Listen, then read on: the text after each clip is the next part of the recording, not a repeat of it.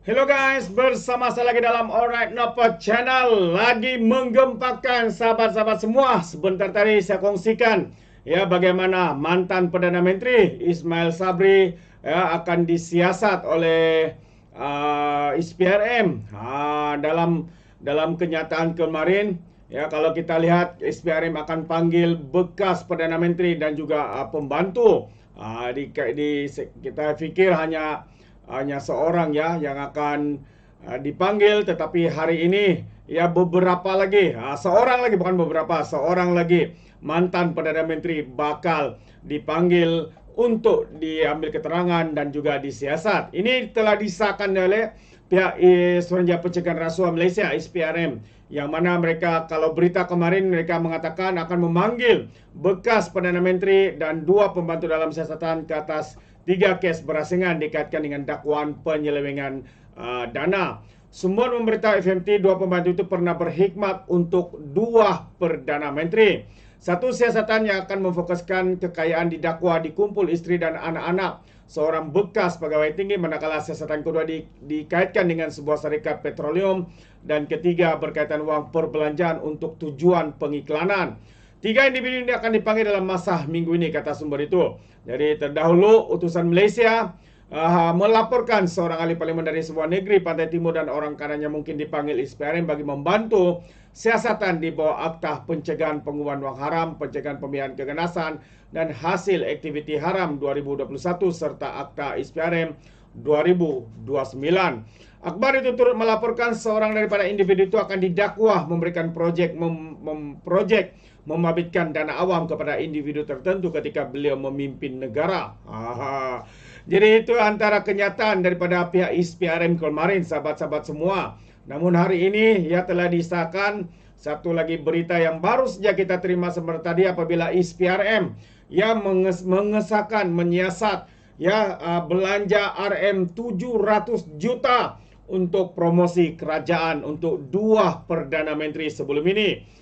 Jadi siapakah mereka? Mungkin kita tidak sebut, tapi mungkin Anda sendiri ya dapat mengenal pasti siapakah dua mantan Perdana Menteri itu.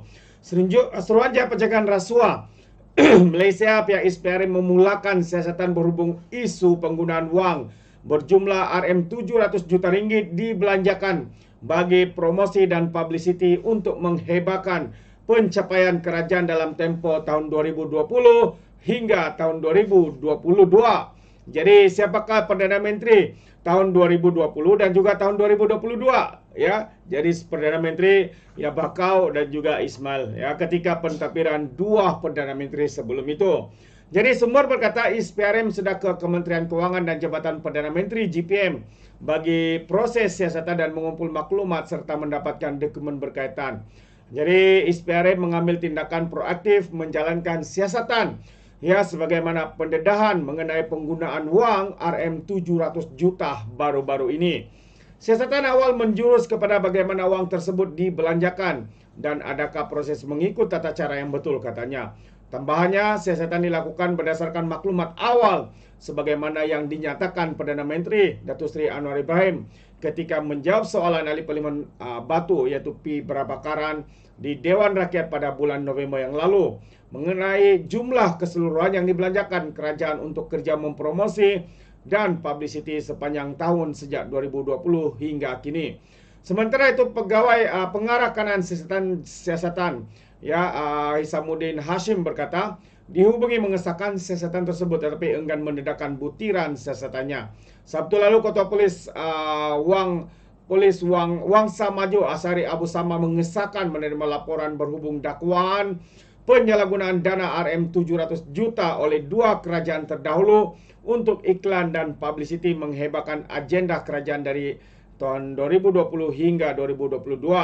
Media sebelum ini melaporkan Putrajaya membelanjakan sehingga RM 700 juta untuk kerja pengiklanan, promosi, dan publicity menghebahkan agenda kerajaan bagi tahun 2020 hingga tahun 2022. Perbelanjaan dua pentadbiran terdahulu bagi menguang-uangkan pencapaian dan usaha kerajaan yang dipimpin oleh dua Perdana Menteri ketika itu tidak lain tidak bukan Abakau dan juga Ismail Sabri, sahabat-sahabat semua.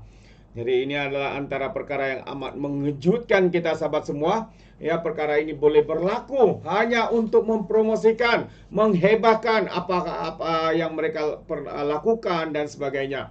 Namun sebenarnya kita pun tidak tahu apa yang sebenarnya telah dilakukan oleh dua kerajaan sebelum ini.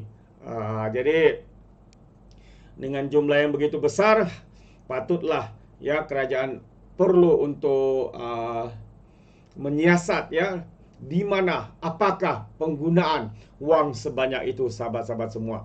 Alright, jadi satu lagi tambahan yang ingin saya kongsikan bagaimana kerajaan hari ini ya agensi-agensi ya melakukan tanggungjawab mereka dengan agresif sahabat-sahabat semua, dan ini menunjukkan sebenarnya bagaimana kerajaan hari ini begitu serius ya dalam menangani segala penyalahgunaan kuasa, rasuah, pengubahan wang haram dan sebagainya. Kerana itu hari ini pegawai immigration ya walaupun ya bebas 17 pertuduhan terima suapan RM21, namun ini antara kerja yang sedang dilakukan oleh pihak kerajaan yang mahu supaya ya ketulusan itu dilakukan tanpa mengira siapa jawatan, orang ahli parlimen, mantan Perdana Menteri, mantan menteri, siapa lagi, keluarga-keluarga, sanak saudara. Ya, jadi ini menunjukkan bahwa kerajaan hari ini ya tidak mengira siapapun. Jika Anda melakukan kesalahan, jika Anda melakukan sesuatu yang tidak benar, ya kerajaan hari ini pastinya akan membuat siasatan seperti mana yang dilakukan oleh pihak ISPRM. Begitu juga dengan pihak pihak polis ya, polis di Raja Malaysia. Jadi kita ucapkan tahniah kerana ketulusan, keberanian yang sedang dilakukan ya. Kita lihat bagaimana kerajaan hari ini ya begitu serius sebenarnya ya, begitu serius ya dalam melakukan tanggungjawab mereka. Wanita dipenjara 24 tahun seleweng wang syarikat lebih 680,000. Tidak kira siapa sahabat semua, ini yang saya katakan. Tidak kira kamu siapa, sekiranya kamu melakukan kesalahan yang amat berat, pastinya ya Anda akan menerima padah. Jadi hari ini satu lagi wanita dipenjara 24 tahun kerana seleweng wang syarikat lebih 680,000. Terbaik. Jadi ini antara berita-berita sebenarnya yang ingin saya tunjukkan kepada kita, menunjukkan bahwa kerajaan hari ini begitu serius seperti mana yang digesak oleh Datuk Seri Anwar Ibrahim ya, yang di Pertuan Agong yang baru juga daripada Sultan Johor menggesah supaya rasuah, penyalahgunaan kuasa, penyelewengan semua ini harus diberhentikan. Jadi kita ucapkan tahniah sekali lagi atas keberanian ya tindakan untuk menyiasat mantan-mantan Perdana Menteri ya dari tahun 2020 tahun 2021 sahabat-sahabat semua, kerana dikatakan penyalahgunaan kuasa, penyelewengan dan sebagainya. Jadi itu sedikit pandangan saya berkaitan dengan perkara ini. Bagaimana pula dengan Anda sahabat-sahabat semua? Ya, Anda boleh berikan komen dan juga pandangan Anda di dalam ruangan komen. Jadi terima kasih, sampai di sini saja. Izinkan saya untuk mengundurkan diri, dan seperti biasa peribahasa mengatakan tapapun kangkap dua tahun keinginan. Dalam bahasa Melayunya, tepuk dada tanya selera. Sekian saja daripada Orang Dapat Channel. Kita berjumpa lagi. Bye-bye.